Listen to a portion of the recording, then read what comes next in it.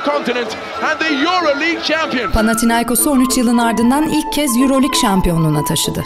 2002 Saporta, 2012 Euro Challenge, 2016 Euro Cup ve son olarak 2021, 2022, 2024 EuroLeague. Sert tavırları ve ağzına geleni söylemekten hiç çekinmemesiyle Türkiye'de basketbolun en çok tartışılan figürlerinden bir tanesi. İşte karşınızda hızlı ve öfkeli bir Ergin Ataman portresi. Tam adı Halil Ergin Ataman. 1966 İstanbul doğumlu. İlk ve orta öğrenimini İtalyan Lisesi'nde tamamladı. Daha sonra İstanbul Üniversitesi İşletme bölümünü bitirdi. Basketbola 12 yaşında Eczacıbaşı takımında başladı. Burada ve Yeşilyurt takımlarında oynadı. 1996'ya gelindiğinde oyunculuk kariyerini sonlandırıp yeni bir yolculuğa adım attı. Aynı yıl Koraç Kupası şampiyonluğunda yardımcısı olarak Aydın Örsün ekibinde yer alacak, aradan geçen 28 yılda parke içindeki başarıları kadar saha dışındaki hareketleriyle de gündeme oturacaktı. Ataman, Koraç Kupası zaferinin ardından Türk Telekom ile baş antrenörlük kariyerine adım attı. Ardından Pınar Karşıyaka'yı çalıştırdıktan sonra Efes'e geri döndü. 2001'de Montepaschi Siena ile anlaşan Ergin Ataman, Avrupa'da takım çalıştıran ilk Türk antrenör oldu. İtalyan ekibine ilk sezonunda Saporta Kupası'nı kazandırdı ve Türkiye basketbol tarihinde bir ilki gerçekleştirdi. 2002-2003 sezonunda takımına EuroLeague'de Final Four oynatıp Avrupa üçüncülüğü kazandı. Yabancı bir takımla bu başarıya ulaşan ilk Türk antrenör de kendisi oldu. Son Panathinaikos şampiyonluğu ile ilklerine bir yenisini daha ekleyecekti. Siena ile yaşadığı Avrupa başarılarının ardından rotayı yeniden Türkiye'ye çevirdi. Ülkerspor ile anlaştı. Özel hayatında yaşadığı sorunlarla ilgili haberler üzerine buradan ayrıldı. Takımın karar almasını beklememiş, istifasını vermiş, ardından da Bologna ile anlaşıp Türkiye'den uzak kalmayı tercih etmişti. 2007'de ülkeye döndükten sonra Beşiktaş'la yola devam etti. Bir sezon sonra Efes'le anlaştı ve kariyerinin ilk lig şampiyonluğuna da burada ulaştı. EuroLeague'deki Maccabi maçında kendi oyuncusu Igor Rakočević ile olan tartışması sert karakterinin bir yansımasıydı. Efes macerasından sonra antrenörlüğe bir yıl ara verdi ve devamında tekrar Beşiktaş ile anlaştı. Düşük bütçeli kadrosuyla Beşiktaş'a tarihi bir sezon yaşattı. Yeni yönetim istediği bütçeyi sağlamayınca siyah beyazlar ile yollarını ayırıp çocukluğundan beri gönül verdiği Galatasaray ile anlaştı. Beşiktaş'ta kendi kurduğu çekirdeği sarı kırmızılarla geçirdiği ilk sezonda takımın ana parçaları yapmış ve yine ligde mutlu sona ulaşmıştı. Ancak diğer yanda basketbola yatırım yapan Fenerbahçe ile ezelden gelen rekabet iyice sertleşmeye başlamıştı. 2014'te oynanan maçtan sonra Fenerbahçe basın sözcüsü Mahmut Uslu'nun kendisine ettiği küfürü otosansüre gerek duymadan olduğu gibi paylaşmıştı. Pantolonunu gösterip, pantolonunu indirip seni sikeceğim demesi oldu. Serinin sonuna gelirken gerginlik had safhaya ulaşınca Galatasaray yönetim kurulunun aldığı kararla Ülker Sports Arena'ya çıkmama kararı aldı. Galatasaray Live Hospital gelmediği için maçın baş hakemi Recep Ankaralı 15 dakikalık ek süreyi çalıştırmaya başladı. Ve maç tatil edildi.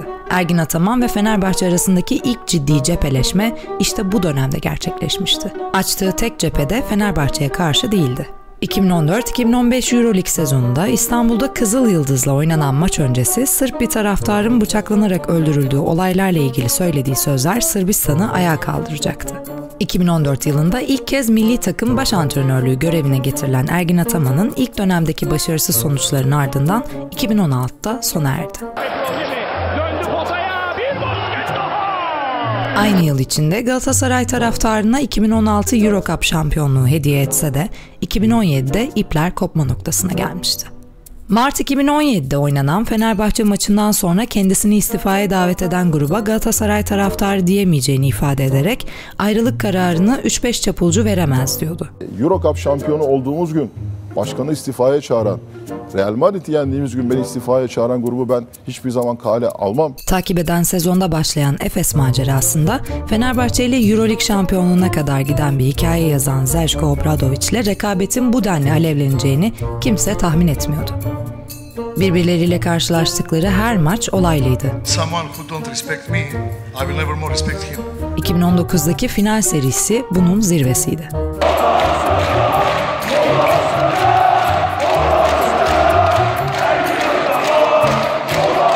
Mola alsana tezahüratı üstüne Fenerbahçe taraftarıyla küfürleşti. Salonlarda küfür serbest deyip bir sonraki maça kulaklıkla çıktı. Anadolu Efes'in şampiyonluğu ilan ettiği maçta ise hiç yerinden kalkmadı. Hatta kutlamaya bile katılmadı. Obradovic'in Fenerbahçe'ye vedasından sonra ipler tam gevşemese de pek eskisi kadar da gerilmedi. Sıcak savaşın bitişi Ergin Ataman'a da iyi geldi.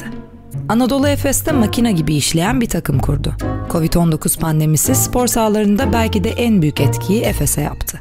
Euroleague şampiyonluğuna kesin gözle bakılan Mavi Beyazlılar yarım kalan sezonda normal sezon lideriydi. Kolay bir dönem değildi onlar için, ancak sonraki sezonda da hiç istiflerini bozmadılar. Avrupa'nın en iyi basketbol oynayan ekibi olarak bu kez kulüp tarihinin ilk Euroleague kupasına uzandılar. Başladı. 3, 2, 1. Mičić en üstü.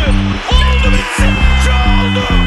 2022'de Mičić ve Larkin gibi takım liderleriyle birlikte Boboa, Tibor Plyce ve Brian Dunstan gibi yan parçaları da iyi çalıştırarak yine Avrupa'nın zirvesine çıktılar.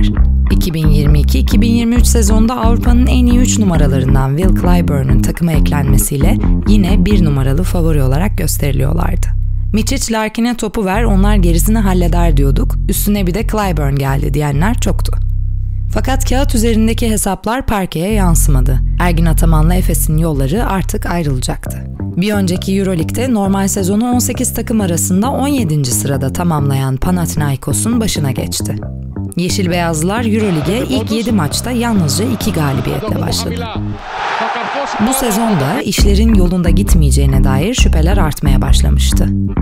Ancak 31 Ekim 2023 günü her şey değişti. Panathinaikos'un deli başkanı Giannakopoulos, Kendrick Nunn ile anlaşmaya vardıklarını açıkladı. Nunn, NBA'deki çaylak sezonunda en iyi ikinci çaylak seçilmiş, ancak yaşadığı sakatlıklar yüzünden yeniden Avrupa'ya dönmek zorunda kalmıştı. Nunn, Avrupa basketboluna hızla adapte oldu. O geldikten sonra takımın oyunu hızla iyileşmeye başladı. Ergin Ataman aradığı gardı bulmuş, makinenin en önemli dişlisini tamamlamıştı. Panathinaikos seri galibiyetler alarak her geçen gün üst sıralara tırmanmaya başladı. Takıma küskün olan taraftarlar da efsanevi Oaka atmosferini yeniden yaratmak için tribünlere geri döndü. Sezon boyunca neredeyse her maç kapalı gişe oynandı. Takım bu sayede normal sezonu 2. sırada tamamladı. Playoff'taki rakipleri Maccabi Tel Aviv'di. Maccabi iç sahada neredeyse hiç kaybetmeyen Pana'yı ilk maçta devirmeyi başardı. Ergin Ataman ise basın toplantısında eğer Final Four'a kalamazsak seneye Panathinaikos'un başında olmayacağım açıklamasını yaptı. Seride 1-0 gerideyken ve 2 deplasman maçına çıkacakken takımı bırakacağım açıklamasını yapmak herkesin harcı değildi. İşte Ergin Ataman da gördüğümüz gibi herkes değil.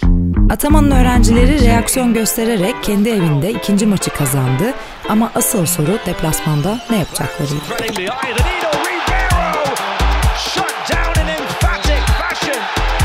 Maccabi en iyi oyuncusu Baldwin'den yoksun olmasına rağmen 3. maçı aldı. 4. maçta da işler pek istedikleri gibi gitmiyordu. Ve serinin 4. maçındayız. Son çeyreğe 5 sayı önde girmelerine rağmen Baldwin önü bir anda açıldı ve Baldwin. Maccabi'den 3,5 dakika 13-1'lik seri gelmiş ve maçın bitimine 6,5 dakika kala 7 sayı geri düşmüşlerdi.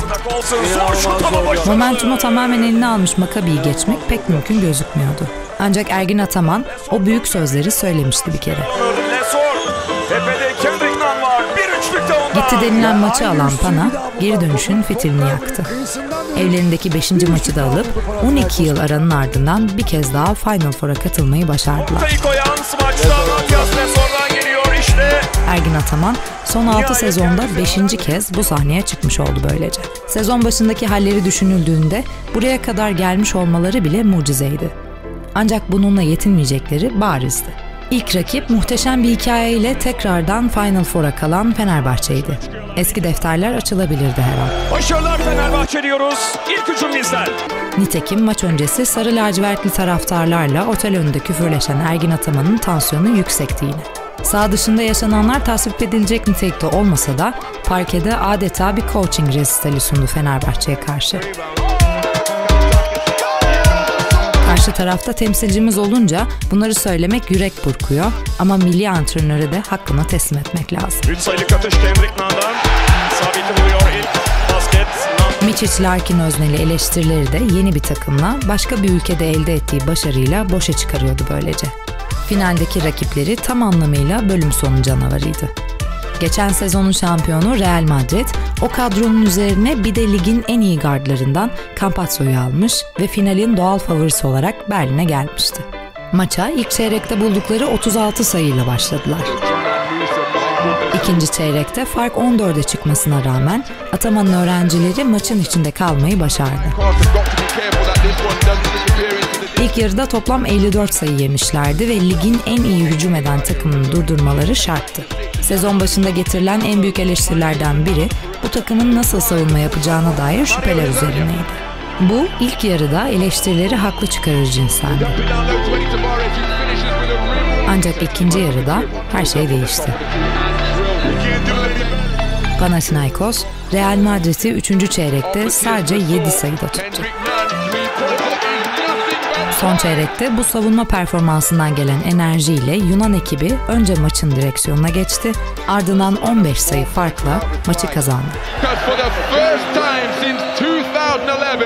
Panathinaikos returned to the pinnacle of European basketball, galvanized by the guidance of that man, Coach Argin Ataman. Şimdi son 4 sezonda 3. kez Yumruk Şov vaktiydi. 2002 Saporta, 2012 Euro Challenge, 2016 Euro Cup ve son olarak 2021, 2022, 2024 Euroleague. 5 farklı takım 6 Avrupa Kupası. Obradović, Ivković, Messina, Mališković ve Gerson. Ataman'ın adı da tüm bu efsanelerle birlikte Avrupa tarihinin elit koçları arasında anılacak.